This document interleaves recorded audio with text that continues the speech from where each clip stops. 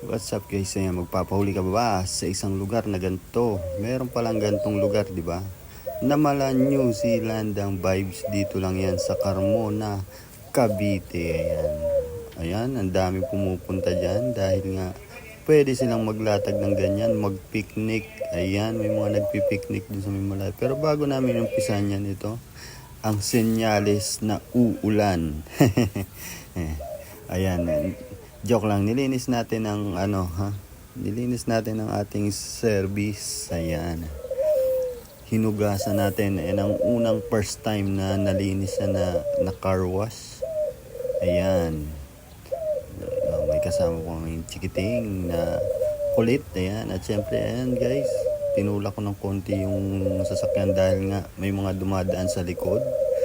So ayan, nagpaikot-ikot ako ng camera. Ayan, kitang-kita nyo naman, napakarami ng pumupunta dito sa lugar na to.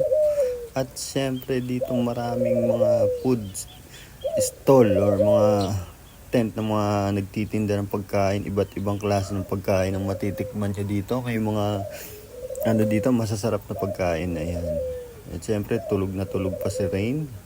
Mamaya na yung magkukulit. Syempre dala niya yung mga laruan niya at meron siyang scooter na dala baon niya at tatakbo-takbo siya dito kapag siya ay nagising na.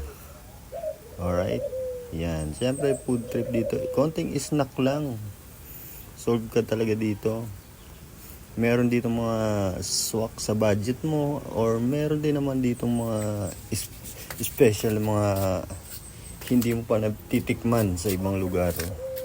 So ayan, nagmerienda lang kami ng tacos at saka mga dynamite. Ayan. At syempre, nakijoin na rin yung mga baka. O, di ba? Ayun na nga sinasabi ko, senyalis ng uulan, umambon-ambon na nga dahil siguro nagkarwas kami. Or ganun ba talaga 'yon pagka mga pagkakataon lang siguro ganun, no? Nagkakataon, no? Sige, ayan. Kahit na umaambon, marami pa rin dumarating at dumadaan. At syempre yung iba, yung mga gusto mo, ayan, ginabi na, pati baka ginabi na, ayan. At dyan na lumakas ang ulan at binaba na namin lahat ng aming mga mga trapal. Ayan, sobrang lakas ng ulan, nahangin-hangin na yung mga nagka-camp doon sa may damuhan. Yung tent nila ay nililipad-lipad na. Kami, ayun, safe na safe kami sa ulan dahil meron kaming trapal. At siyempre meron din kami mga ilaw. Ayan, medyo kumonti na yung mga tao, nag-uwian ng iba. Nagtatakbuhan na pa uwi. Yung iba nakapayong. Swerte naman yung mga payong na dala kasi kanina napaka-atindi, napaka-tirik ng araw. So, ayan. Oh, may pa, ano ba? Hindi naman yung hindi ang bahay na lugar. Lang yun, dahil lang sa malakas ang ulan, kaya medyo yung tubig basa. Alright, at syempre umuwi na kami. Ayan.